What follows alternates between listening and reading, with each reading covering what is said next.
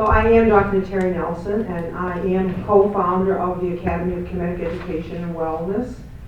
And I have previously served as adjunct professor in Africana Studies at the University of Massachusetts in Boston.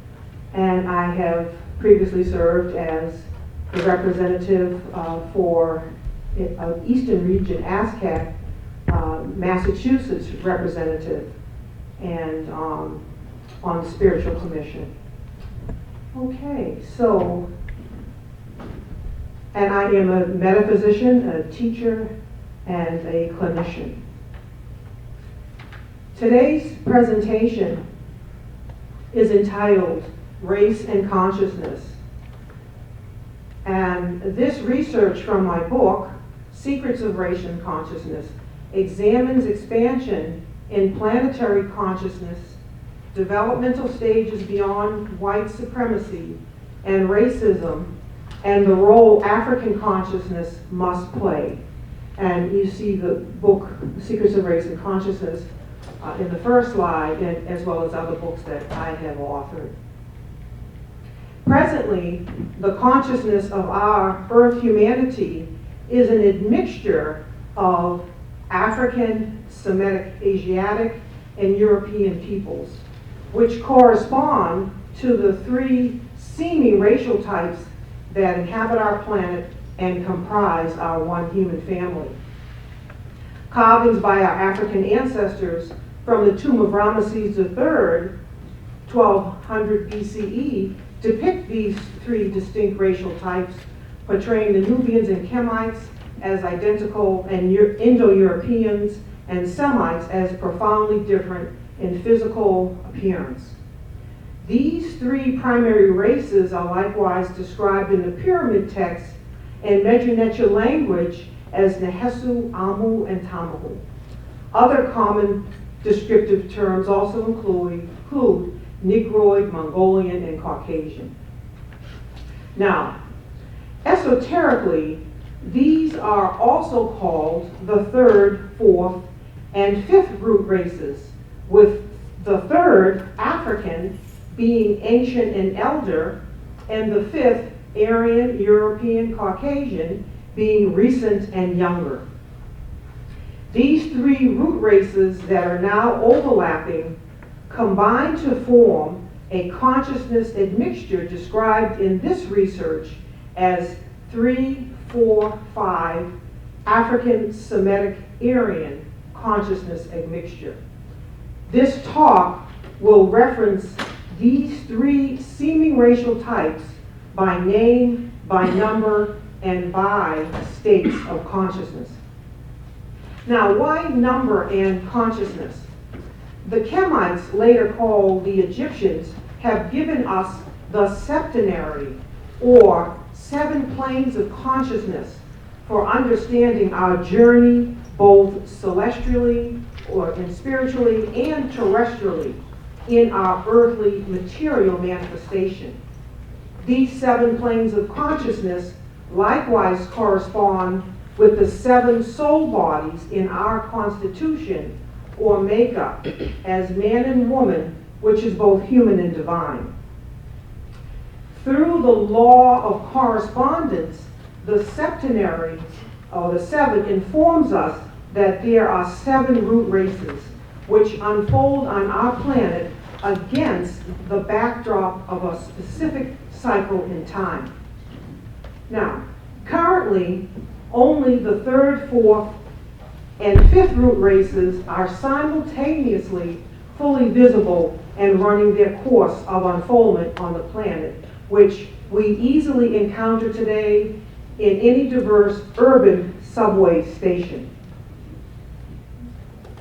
The 1st and 2nd root races were a more ethereal, subtle, and amorphous godlike form, and therefore there is not the material, substantive evidence that gives them appearance on our planet. The 6th and 7th root races, which have yet to make their full appearance, are referenced in my book, but are beyond the scope of today's presentation. We already see evidence of this, but it is beyond the scope. Now, even though the third, fourth, and fifth root races that have unfolded at this time have certain physiological characteristics and geographical histories, our focus here is more about particular states of consciousness, how these are blending together at this time in our Earth history and influence this world period. What we must come to terms with is the fact that each root race has its respective part to play in the great divine plan. God consciousness indwells within skins ranging in hues that are black, brown, red, yellow, and white. However, accordingly to Max Heimdall in Rosicrucian Cosmoconceptions, who states, races are but an evanescent feature of evolution.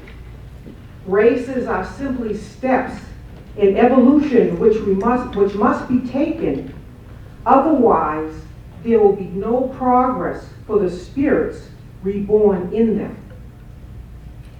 This planetary blending of consciousness is what we now confront as a humanity in our next evolutionary and historical steps.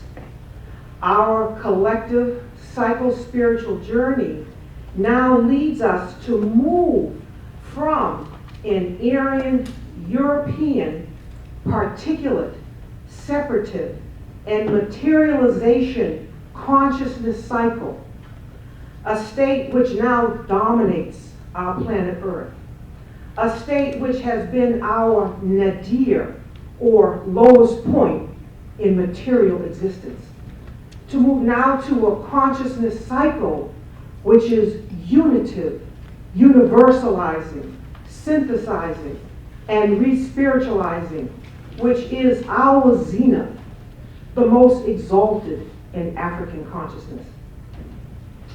What have Aryan, European, Egyptologists, and spiritualists stated about this psycho-spiritual journey in unfolding consciousness? First, we must take note that there has been an even greater colonization of things spiritual and celestial, one that rivals the terrestrial or earthly colonization scheme of the Berlin Conference of 1884, 85, and its aftermath. Some Egyptologists and spiritual historians have been more forthright, like Gerald Massey in his works, Ancient Egypt, Light of the World. Others have not. The Secret Doctrine, published in 1888, shortly after our so-called emancipation from bondage, is an at times distorted, garbled compilation attempt at garnering the planetary history of ancient wisdom. We take note that, like Chancellor Williams before him, Robin Walker in his book, When We Rule, points out in research the idea that nearly all material, even if overtly hostile to black people, will often contain juice that can be squeezed out. Therefore, once we lift the veils from an African-centered perspective, as I attempt in the 5 books I have authored, we see that as much as, for example, H.P.V. Blavatsky and others are caught unsaying the greatness of the black race, they are equally caught in the saying of that greatness as evidenced here accordingly in Secret Doctrine.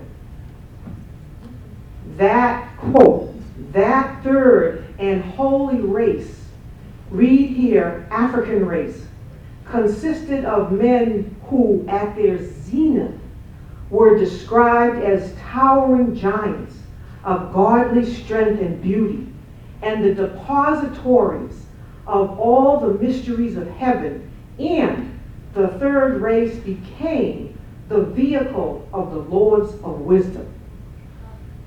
This is further stated by Thomas Bougon in his book, The Light of Egypt. Quote, the third race read here, Africans, are the inheritors of the divine wisdom of the gods of the Golden Age. Now, this is later contrasted with the fifth root race, Aryan European, in our planetary history, who make their appearance against the backdrop of a down spiral into a materialization in consciousness time cycle. That Europeans were ordained to plunge the world into its material depths is expressed accordingly by Vera Stanley Adler in her book, Initiation of the World. Quote, civilization moved westward once more. Those branches of the Aryan subraces who were to perform the great feat of taking the deepest, most blinding dip into matter, there to wrestle for its mastery on its own level, without the aid of spiritual insight, were being collected together in the ordained lands, France, Germany, Britain, and many of their neighbors. It is now time for the lowest depths of the material world to be sounded, and having been mastered fairly upon its own level, to be raised and fused with the highest possible spiritual level. Now, today, it is now African people who must lead humanity and Earth's inhabitants out of these depths, back to this highest possible spiritual level. But there is one feat we must accomplish first, herein described. We must understand the cycle of time in which we now live and the qualitative backdrop of energies available to lift us into the Assyrianization of consciousness and the re-spiritualization of our planet. This shift is not personal, but is governed by cycles of time. Just as when we have day, it will shift to night, and night to day again, so too we live in cycles more spiritual, then shifting to cycles more material, then back again. Our African ancestors of the Nile Valley gave us a Kemetic cosmology, cosmogenesis, science, psychology, and spirituality in the pyramid texts and Medzinecha language for understanding and scaling this spirit-matter continuum, which I write about in my other books, Ka'aba, Building Light Temple, Metaphysical Keys to the Tree of Life, Merkaba, the Great Pyramid is the Tree of Life, and so on in great detail. Now, how do we move from no-thingness to somethingness? How the Creator creates. Consciousness, the law of vibration. This brings us to the next slide. Thank you. We see in this next slide, in the Medzinecha, our African ancestors teach us this whole process of creation. They teach us that Ka is spirit, which is represented by the Medzinecha of the upstretched arms. So Ka as spirit takes of the substance of itself to see itself in form, which is represented by these outstretched arms on the bottom here. Ka, spirit, takes of the substance of itself to see itself in form, like you sitting in these chairs. Ka, spirit, takes of the substance of itself that we have consciousness in form, which is represented by this Medzinecha, the heart, Ab. And as we become fully conscious, Ab becomes Ba, which is represented by the Medzinecha of the hawk. The Tree of Life is a symbol or cosmogram of our constitution, both human and divine. And Ba, Ab, Ka correspond with the 3, 4, 5 primary states of consciousness in the Tree of Life, which is shown in the next slide. So we see 3, Ba, is unitive consciousness, universal and synthesizing. 4, Ab, is dualative or dual, reconciling, decision-making, or on a lower spiral can be combative. 5, Ka, is separative in its materializing aspect, or particulate, individualizing, and discriminating. Moreover, each of the 3 seeming primary racial types have contributed to informing these 3 primary states in consciousness. This 3, 4, 5 blending in consciousness heightens awareness and enables us to more clearly see our underlying unity as a planetary family. How do we regain this spiritual insight? It is through the activation of the first eye. And what is the first eye? It is the eye that sees interiorly, located here, before the use of these 2 physical eyes that see exteriorly. And it is the African third root race that are the possessors of this inner sight and beholders of the underlying unity in nature. This power would dim in the later races who would lose this inner-sightedness, which is registered through the power of the first eye. And this is stated accordingly in secret doctrine. The possession of a physical third eye, read here, first eye, we are told, was enjoyed by the men of the third root race, read here, African. Psychically and spiritually, however, its mental and visual perceptions lasted till nearly the end of the 4th race, read here, African Semitic, when its functions, owing to the materiality and depraved condition of mankind, died out altogether. So today, we are working to restore and develop and fully activate this first eye. Can we have the next line? And I always bring this symbol, which I say is of the first eye, this sphere. And it's a symbol of this development is to imagine that we are standing within this sphere. And when we stand within this sphere, we want to hold an awareness, as we hold this awareness within the sphere of this individuated mirrored frame. And we're able to see and hold the awareness of this individuated frame in relationship to that individuated frame, and this individuated mirrored frame in relationship to this individuated mirrored frame, and so on. It is through the first eye that we are able to glimpse the pot represented by each individuated mirrored frame, its relationship with every other part. We are able to behold that simultaneous pot relationship and all at onceness. And we are able to see spherically, moving beyond linear sightedness. Another symbol of this development is to imagine this glass of liquid in the next slide. Just imagine this symbolizes the new, without the boundaries of the glass. The waters of space, the waters of creation, the fount of all possibility, all consciousness. And imagine particles that have reached a saturation point in this whole manifestation process. Particles that have reached a saturation point and falling out of solution, like particles of sugar at the bottom of a glass of lemonade.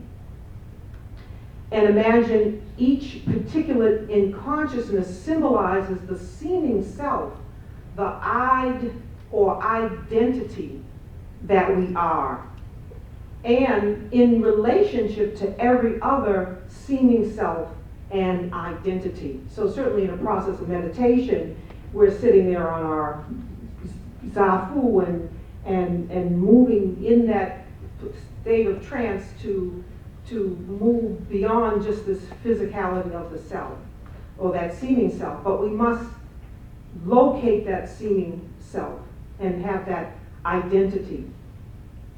Our feat as African-centered people is to fully claim ourselves and our families as a particulate in this ocean of creation, symbolized by this glass. Claim the part we have played by telling our story as an African people, our history, telling our African history.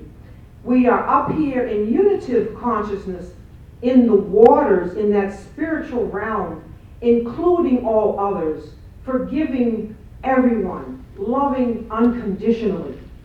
And yes, to love those who have been unlovable is to love unconditionally. This is a major planetary African feat and development as African people.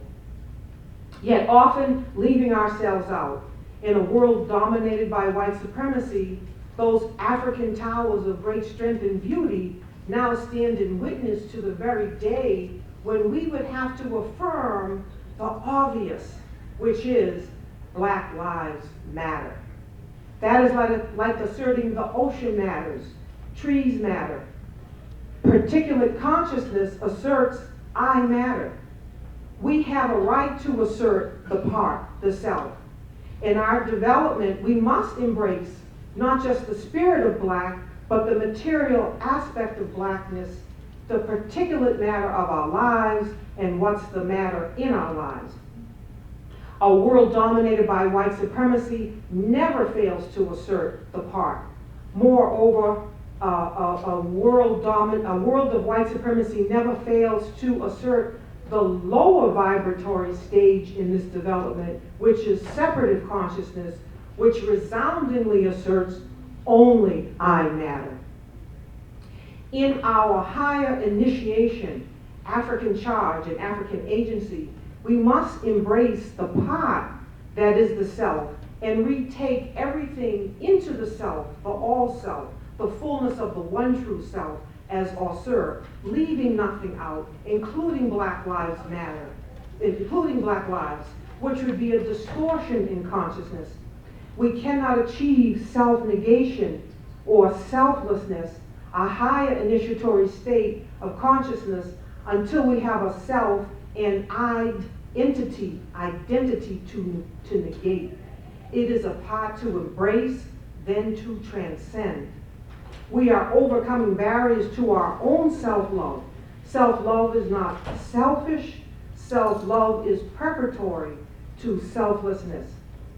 We must grasp our particularization, our particular Black Lives Matter, stir ourselves back into solution, back into ma'at in relationship with ourselves, family, fellow Africans, the whole human family, and every kingdom in nature. Ossuritization of consciousness is to be steward of the mineral, vegetable, animal, human, and ancestral kingdoms. Then and only then do we enter our return back into uppercase blackness, access to the fount of all possibility, Aman, the all self, the one true self, universal consciousness. When we come together, we will crest the wave of the now dawning re-spiritualization cycle in consciousness, in that Sankofa, turning into our return, our African zenith.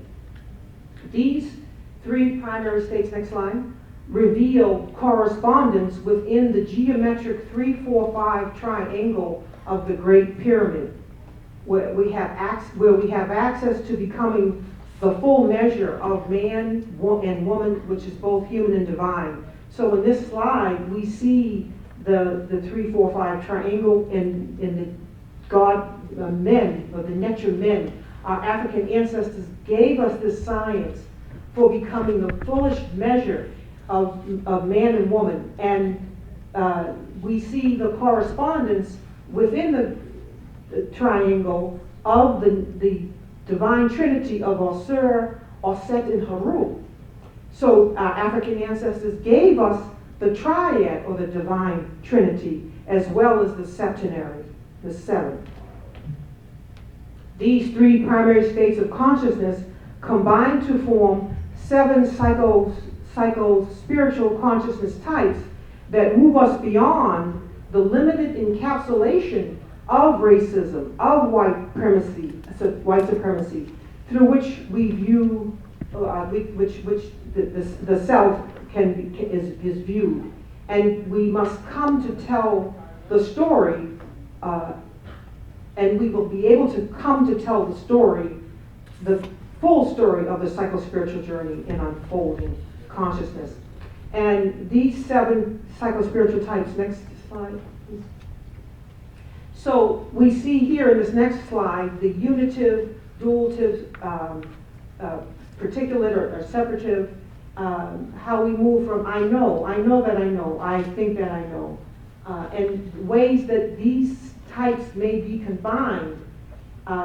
So we are working in the restoration of our first I to access that 3rd, 4th, and 5th consciousness, all of those primary states of consciousness. And we might want to just take a moment, I think we don't have it, to just think of who on our planet, who are the men and women who have walked our earth, who have been able to see, behold the part, and simultaneous relationship with all other parts, and walk a walk in my art. We may think out loud about Sheikh ANTA DIOP. We might think of Harriet Tubman. We might think of Marcus Garvey.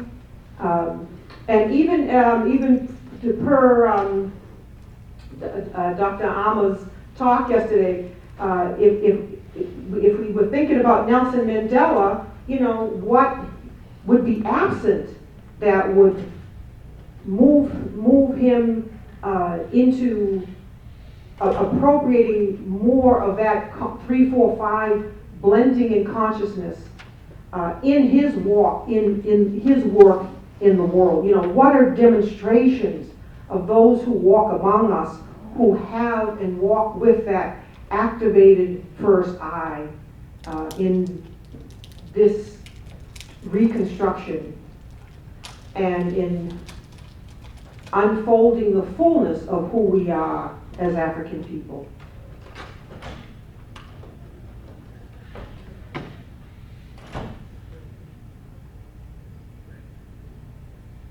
In our outgoing footsteps in populating the world, in this spiritual journey of unfolding consciousness, in this scattering of the body of Osir, in this things fall apart of Chenwe, Achebe, we are now living in times with melting polar ice caps and global warming conditions, times opposite when we left with our outgoing footsteps to populate the world, with frozen polar ice caps and increasing drought in Africa. Our feat today in making our return journey is to pull ourselves back together again, our African zenith. Ashe.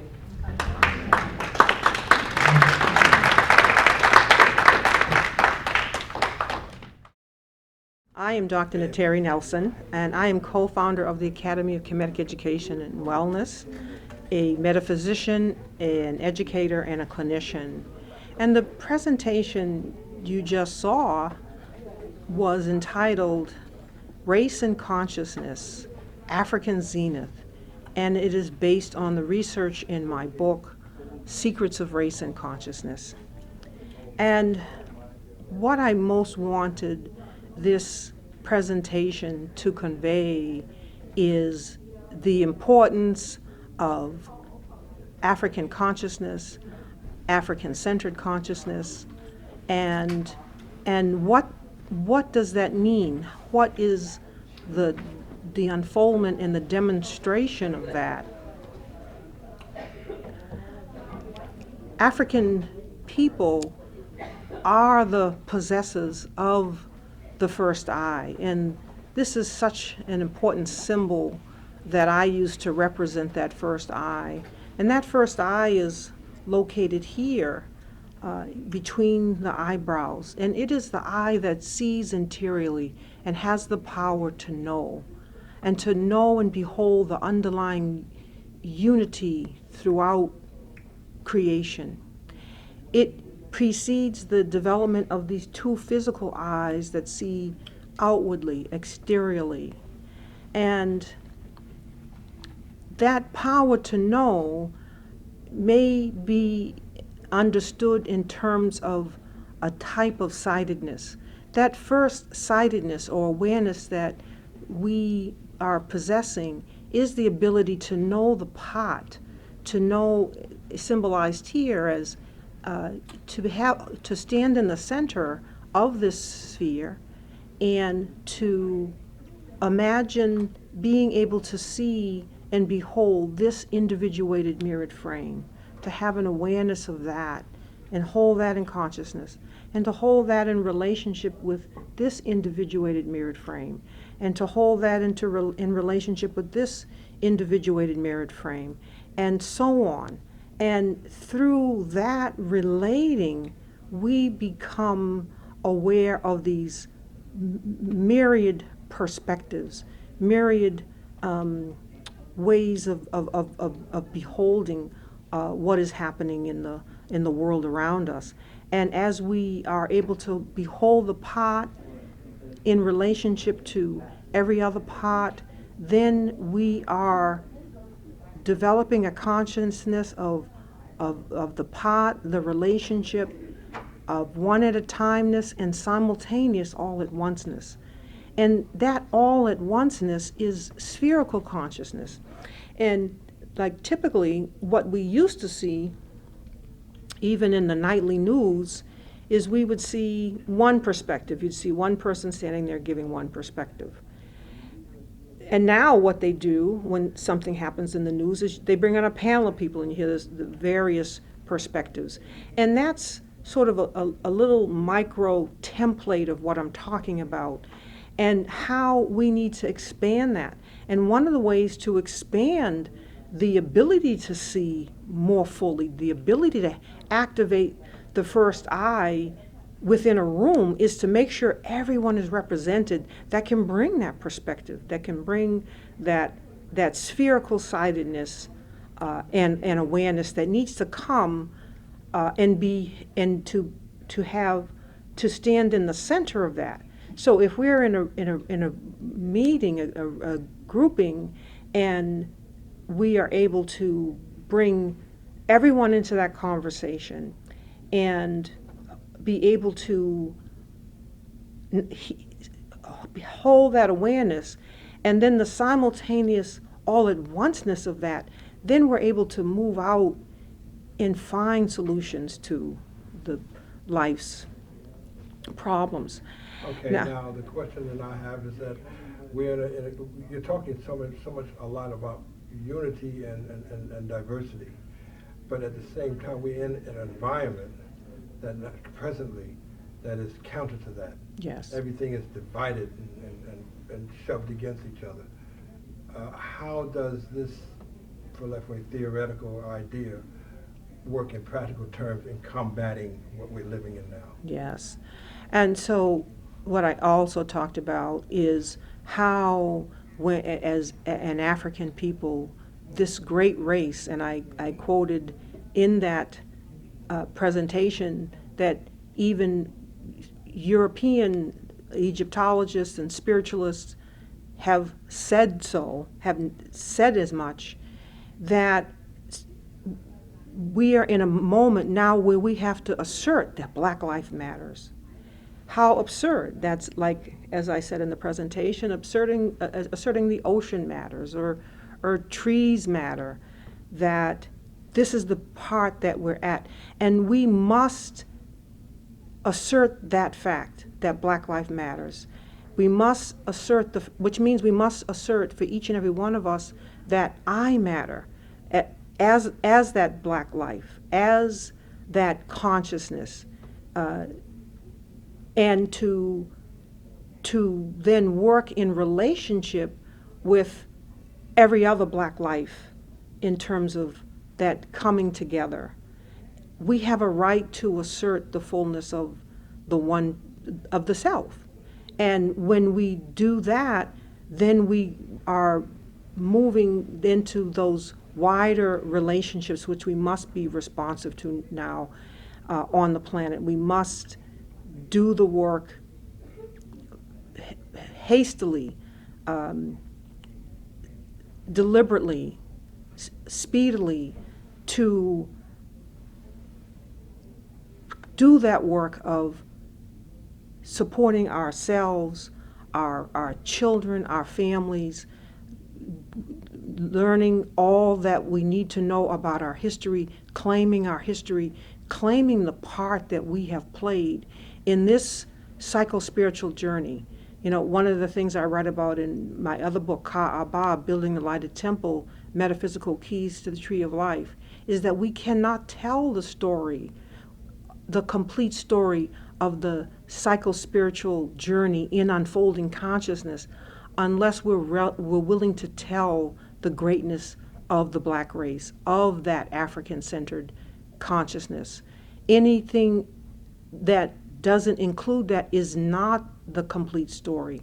And so we must do the work of claiming our history and teaching our history and working and moving from that African-centered consciousness, that then we are prepared to then be the stewards that we are and have been of this planet. We are, in our Assyrianization of consciousness, we are stewards of the mineral kingdom, of the vegetable kingdom. You know, look at the destruction that's happening in the mineral kingdom, the vegetable kingdom, the animal kingdom, and the human kingdom. We need to be about the work of what we need to do economically, culturally, spiritually, relationally for ourselves, so that then we can be about the business of helping the earth. Because our earth is in peril now, and it needs us to come to the charge. Our African agency to come into that full African charge and African agency as stewards of this planet. Rolling 3, 2, 1. Go ahead. Okay. So in conclusion, today's presentation was just a part of a much wider study and mastery of the wisdom that our African ancestors have given us. And the book Secrets in Race and Consciousness is available on our website, which is www.rrrk.net. And you can order the book there. And in the book, you will also see the way to access and activate the first eye. And what are the steps in that? What does that look like? What does that mean? How do we stand in our African-centered locality, in our part? How do we come into greater relationship with all the other parts? And how do we then see and glimpse the way in this spherical sidedness to stand in this universal consciousness, to have the part, the relationship, and that universal consciousness, which is African consciousness. And so we look to hear from you and to have you order the book. And we also have classes that we'll teach online and in person, Boston. Reascension into sacredness, all our gathering in. Reascension into sacredness from the four winds, from